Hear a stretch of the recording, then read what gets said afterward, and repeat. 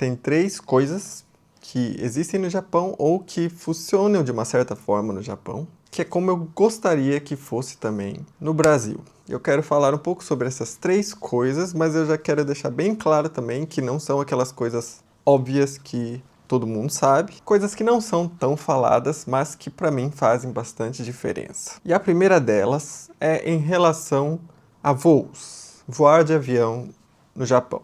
E no Japão a gente fala muito sobre trem-bala e tudo mais, mas na verdade o sistema aéreo também é muito eficiente. O que eu estou falando aqui é em relação aos voos domésticos, não em relação a voos internacionais, quero deixar isso bem claro, porque no final das contas, internacional acaba sendo mais ou menos parecido com como é no Brasil. Mas para voos nacionais, no Japão tudo funciona muito melhor do que no Brasil, e eu sempre acabo fazendo essa comparação, porque todas as vezes que eu vou para o Brasil, eu acabo tendo algum problema lá que não aconteceria no Japão. Por exemplo, eu sei que no Brasil também tem isso de você não precisar ir lá fazer check-in, você pode ter um QR Code ou algum código que te permite embarcar. No Japão é a mesma coisa, mas além de você não precisar fazer check-in, mas para as companhias aéreas maiores, as que não são de baixo custo, além de estar incluído a mala, se você precisar despachar, que é algo que não acontece no Brasil, mas muitas vezes você pode despachar de modo automático.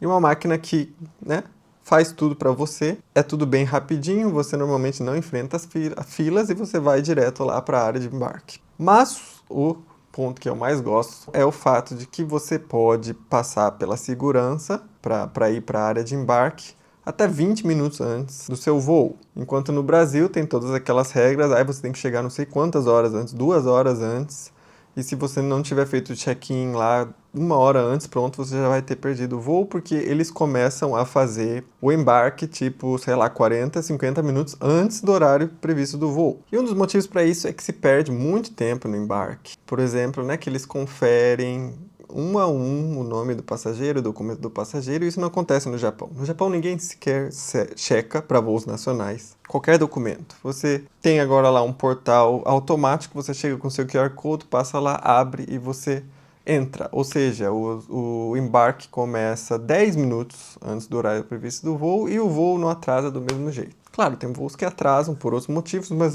geralmente não é porque o embarque demorou, porque as pessoas demoraram, Então, se automatizassem mais o sistema, eu já acho que ajudaria muito. Esse é o primeiro ponto. E a segunda coisa que eu gosto no Japão, que eu queria que fosse igual ou parecido no Brasil, é em relação aos correios. Eu sei que o correio no Brasil enfrenta vários problemas, mas eu queria falar sobre um tipo de serviço que tem no Japão, que eles chamam de leather pack em inglês ou retapaku em japonês, que consiste em você comprar um envelope. Quando você compra esse envelope, já vem embutido o preço do envio. Ou seja, para qualquer lugar do Japão, o preço de envio é o mesmo. Esse envelope, ele não é grande assim, o tamanho suficiente para você colocar documentos, livros, um DVD, ou seja lá o que você quiser enviar, desde que tenha menos de 3 centímetros de espessura, acho que era 3 centímetros. E como eu falei, você só precisa levar no correio ou colocar naquelas caixinhas de correio na rua e é isso. Facilita muito, em vez de você ter que calcular frete de lugar para lugar, você simplesmente compra esse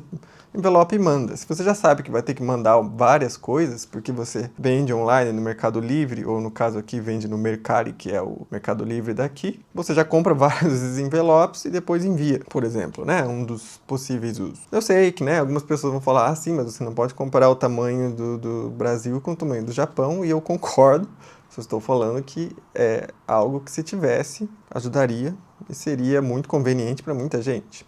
E mesmo aqui no Japão, como eu estava falando como eu falei, de Okinawa em um outro vídeo, se você mandar lá do sul de Okinawa, lá da ilha de Ishigaki, que fica bem ao sul de Okinawa, para o norte de Hokkaido, é o mesmo preço de você mandar alguma coisa no envelope de Tóquio para outro bairro de Tóquio. Então, nesse sistema, você mandar alguma coisa de São Paulo para São Paulo, seria o mesmo preço de você mandar alguma coisa de São Paulo para Manaus. Pode ser não tão realista para a realidade brasileira, mas como eu falei, seria útil. E tem, como mostra aqui nessa foto aqui, que mostra um pedacinho só do Retapaco, ele já vem com rastreamento, você, na hora de mandar, tira esse código do rastreamento para você ficar com ele e você pode ver online, aonde foi parar o seu pacote se já foi entregue e tudo mais. Enfim, ótimo serviço, não custa muito caro, eu não lembro o preço agora, mas acho que é quase 400 ienes o envelope mais barato e quase 600 o mais caro. Não é muito dinheiro. Já usei diversas vezes quando eu não queria ter que pensar muito no frete.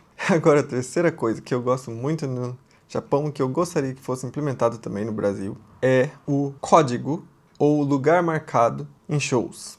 Porque a grande maioria dos shows aqui, eu não diria que é em sua totalidade, porque eu não fui em todos os shows para dizer isso, mas se for um show em um estádio ou arena que tem lugares, né, na arquibancada, o seu lugar é marcado. Você vai estar no lado oeste, na fileira 40, no lugar 30J, sei lá, né, como que funciona. Mas você vai ter o seu lugarzinho marcado, como esse aqui é só um exemplo de quando eu fui para o Japão em 2011 pela primeira vez.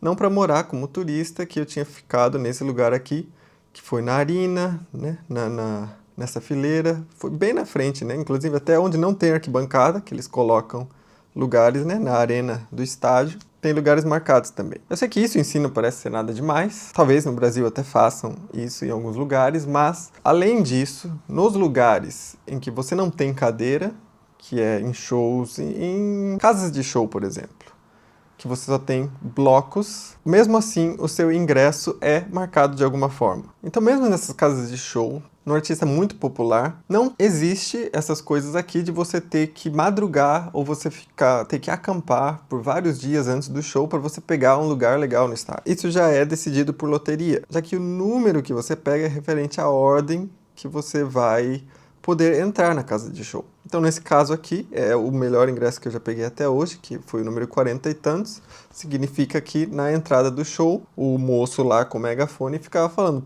número 1 pode entrar, número 2, número 3, e assim vai. E claro, na casa de show cabe milhares de pessoas, então não é como se ele chamasse um número de cada vez até o fim da contagem, mas esses ingressos melhores, digamos assim, ele chama 1 a 1, até talvez o número 100, sei lá. E a partir do 100 ele começa a chamar de 50 a 50, 100 a 150, 150 a 200, daí depois chega a 1000, daí ele fala 1000 a 1100, 1000 a 1200, e assim vai. Então, se você já tem um número bom, se você tirou o número 1, você pode chegar na hora que o cara vai começar a chamar e você já tem seu lugar garantido lá na grade. É menos estresse para todo mundo, eu acho. Você acha que funcionaria no Brasil? Qual desses três você acha que funcionaria? Qual desses três você acha que não funcionaria e por quê? E a gente conversa no próximo vídeo, tá bom? Então é isso. Tchau!